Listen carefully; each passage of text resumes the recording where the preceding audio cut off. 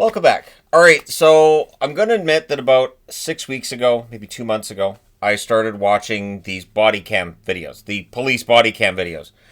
They're highly entertaining. They are, and they're it's this thing that you watch, and it's a disaster, and you can't look away. And some of these people are just I don't know what their argument is. Um, so the first thing I would say is I hear this one a lot in these videos where they'll say, I know my rights. And they don't. They don't. They're asking to phone a lawyer, and I'm like, that's not the time you get to phone. That's not. Mm-mm. You haven't read my Miranda rights yet. They don't have to at that point. They don't have to. They don't. And I'm Canadian, and I know when the rights come in and all that. Oh, my favorite is, and they think this is an out. I'm traveling. Because they'll be like, you're driving on public roads, and they'll answer with, I'm traveling.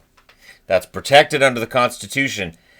Yeah, it is, and yet, if you're driving on public roads, they are owned by city/state, and in Canada, they'd be owned by province/federal government as well. And in order to drive on said public roads, you have to have a license. If you want to get a beat-up old truck and drive it around on dirt roads or on your own property, no problem. If you want to, drive it through the river and see if it'll survive, go for it. But if you hit public roads, that's where you have to have a license. You absolutely have to have a license. And so the I'm traveling thing, which is it's this whole, and I've been watching these videos, and I'm just absolutely shocked at how many people are sovereign citizens. And by these traffic stops, they seem to be people who don't think seatbelts matter. So they have their kids in the back seat. They don't have seatbelts. If they don't want to wear a seatbelt and they want to get thrown clear in an accident, all right, well, that's you. But if you don't have your kids buckled up in the back seat, I mean, we have these vehicles now are so much safer than they used to be, but you've got to use the safety devices that are there. I wouldn't be surprised if these people turn off the airbags, find a way to just disable the airbags. The airbags are just they're a mess. They distract from my driving. But I'm traveling and I don't have to have a license. The funny thing is, they then turn over their passport as if there's no irony to that whatsoever. I am not a citizen of this country. Here is proof of my citizenship. My favorite is there was one there was one that she got pulled over, and she had stamped in her actual passport state national. Not a thing. Not a thing. State national do not detain. Not a thing. And I don't know who's making money off this. Like, I've been looking this up because somebody's making a lot of money. Somebody's grifting off of this. But it is the most bonkers thing that I'm traveling. You can't get, I don't need a driver's license. I'm just traveling. You're traveling on public roads with a whole bunch of other people, and very often they're doing like 20 miles an hour. There was one I watched where she went 60 miles an hour through a school zone. I don't have to explain to people watching this why traveling 60 miles an hour through a school zone is stupid, right? Well, it had to be explained to her because she kept saying, well, that's not against the law, and where's the victim? It's not how that works. It's just not. And I think my favorite is that you can tell in these videos the officers who've dealt with sovereign citizens a lot and those that have no idea what they're dealing with. And just the difference between the two. You can also tell a police officer that's new at the job. I watched one yesterday. Police officer had to be new. Because the way he was trying to put this lady into the police car, I'm like, that's not how you... Nah. I watched a bunch of these videos, and when they're resisting, and they always yell, I'm not... This is my favorite part. If at some point in time you are being arrested, and you say, I am not resisting, this means you're resisting. That generally means, if you have to clarify that, the officer says stop resisting and you say I'm not resisting, yeah, you are. You are. There are subtle ways of resisting arrest, and there are not subtle ways. Leaving your foot in the car door so they can't close it. All I think when I see these two is they're lucky that body cam's on. There are definitely times where I think this officer, if that body cam footage wasn't available, if that body cam wasn't on, this would be going potentially very differently. There might be some loss of temper on behalf of a police officer, and we might have a whole different kind of video going on here. So the I'm not resisting, I think, is hilarious. It's one of those things that I feel bad that I laugh at this. But I don't laugh at the ones either. I've got to put this on the board.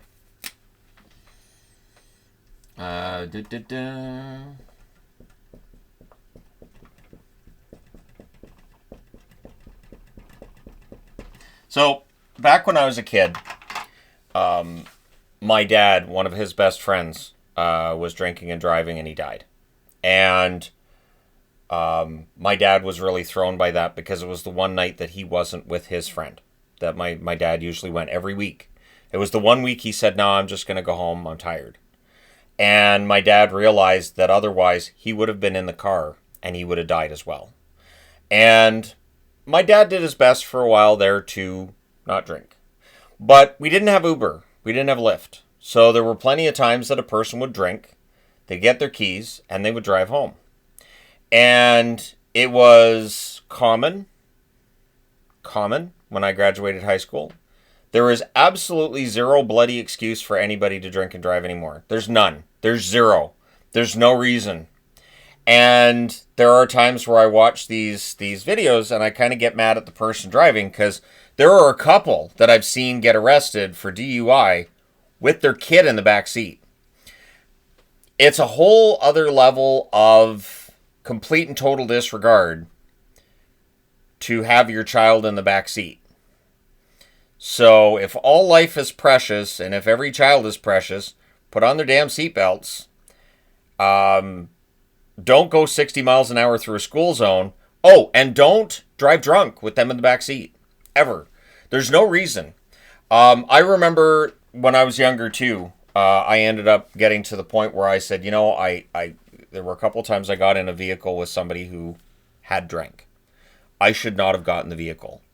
And I realized how lucky I was when I sobered up. I was like, holy crap. What? And you will make decisions when you've been drinking you wouldn't make when you're sober. Would not have done it sober. So what I ended up doing was I would actually ride my bike to the bar and lock it up about a block away from the bar. And that way I knew I wasn't going to drink too much because there was no way. In fact, I didn't drink at all as a general rule. And if I did, I would have a beer because I don't like beer. I wouldn't actually finish the beer. And then that was a way to make sure other people wouldn't be trying to give me drinks. So they'd be like, hey, you want a drink? I'd be like, I got one right here, but thanks. And then if they tried giving me drinks, I had one night where I drank half of a beer and then they were giving me shots. I was pouring the shots into the beer bottle. So it was like, hey, can I have a sip of your beer? And I was like, you don't want this. I don't know what this has in it now. I don't know what kind of chemistry this bottle's doing. You don't want it. So I stopped drinking because I realized I don't want a police officer talking to me when I'm on my bike about me drinking. That would be next level humiliation.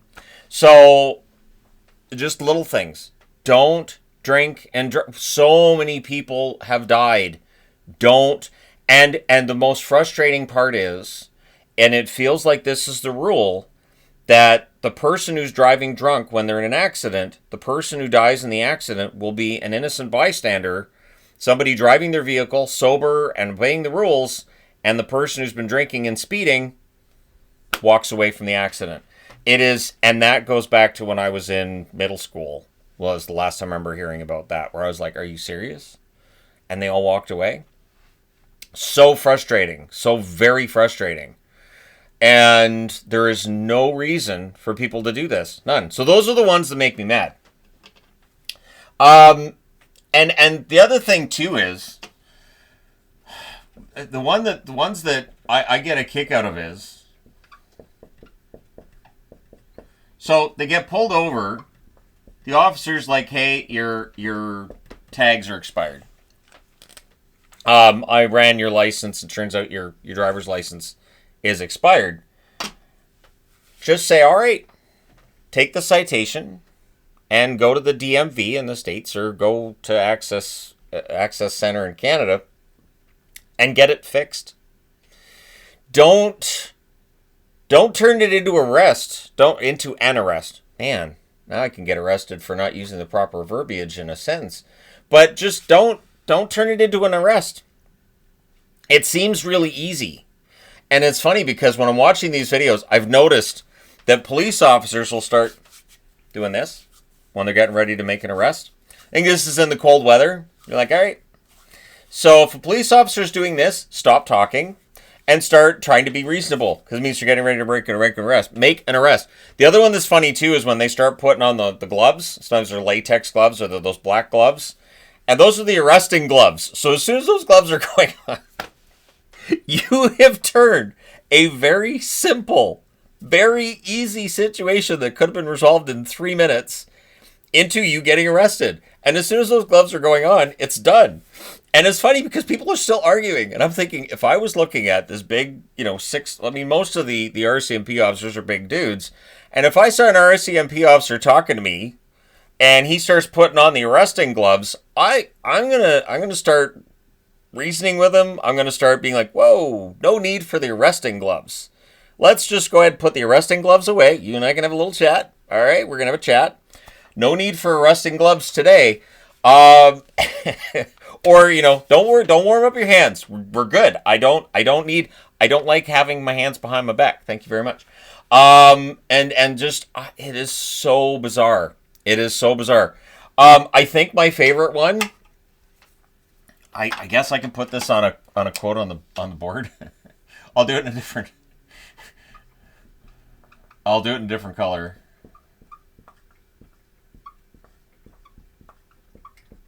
So I used to do tech support. I used to do phone tech support. And then I got promoted, and so I would take supervisor calls.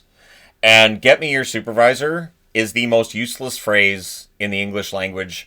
I don't know why people are still using it, because generally when you get the supervisor, you're going to get the exact same response. And that would always be the first thing that I would say on a supervisor phone call. I would say, you understand, the response you're going to get from me is likely going to be the same as what you were just getting from the agent. And this is going to take more time from your day. If you want this fixed, the easiest way to get this fixed is to work this through with the agent rather than having to get to me. And if they were really rude, if they've been swearing and cursing at the agent, I would say, I think you're offside with this. I understand you're frustrated, but it's not their fault that you're going through this. I understand you're frustrated and you're looking to vent, but it's not on them. And if we want to fix this, and we do, maybe settle it down. And there were times where I was able to get people to apologize to the agent, or they might apologize to me after yelling at me when I was the agent. But "get me your supervisor." My favorite one is when the officer answers, "I am a supervisor," and the person will right away say, "No, you're not." And I would get that too. And I would get, "well, get me your supervisor." I'm like, this is as far up the chain as you're going. You're not getting another person higher up. We're not going to tell you something different. There's not a magical key that you turn it and magically all of your problems are solved because you got to that level. It's not a video game.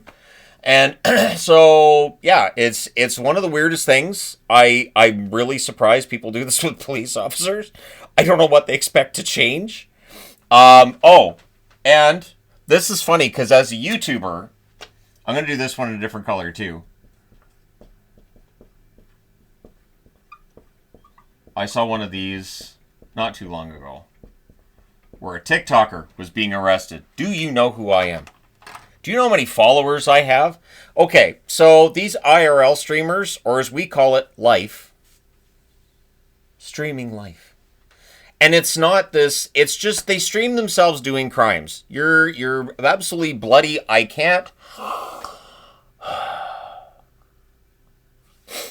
cannot imagine the stupidity of, hey, we're going to throw eggs at that house, and then we're going to go rob a 7-Eleven, and then we're going to go over and we're going to, I don't know, we're going to push some cars around, and then we're going to, we're going to hassle that guy, and we're going to film all of it.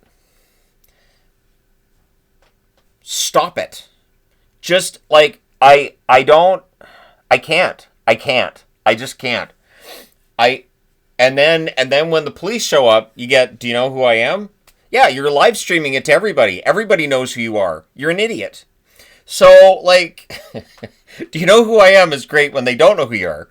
Or my favorite one, too, and this is related to do you know who I am, is, man, my dad's going to find out about this and you're in so much trouble. You find out who my dad is? Oh, you're in so much trouble. Okay? And I think there was one, too, I watched where, I've watched way too many. There was one I watched where the police officer answered everything that this person said with perfect. So it was a sovereign citizen who was like, yeah, I don't have a driver's license. He goes, perfect. I don't have insurance. Perfect. Great. Awesome. And just everything. And then when they were like, no, I don't feel like I'm getting arrested. Great. That's what I thought. It was absolutely amazing. It made me very happy. That attitude's amazing. And there was one, too, where a woman's just screaming for no reason. She's screaming and yelling. And these two officers, they had the body cams of both of them. And so they edited it together where both cops are giving each other a look of, like, you see this? And then she starts yelling with you guys laughing at me? Oh, I'm sure they're laughing at you, lady. They might not actually be laughing right now, but they're definitely laughing at you. So, do you know who I am? Do you know who my husband is? Do you know who my dad is? Doesn't matter. You can tell, too, in some of these videos that there are people who have never once in their life actually had to pay any consequences for anything. Where they're, like, bewildered. Like, I can abuse this hotel staff as much as I want. I've done this all my entire life. Now I'm getting arrested for it? You can tell. You can just tell.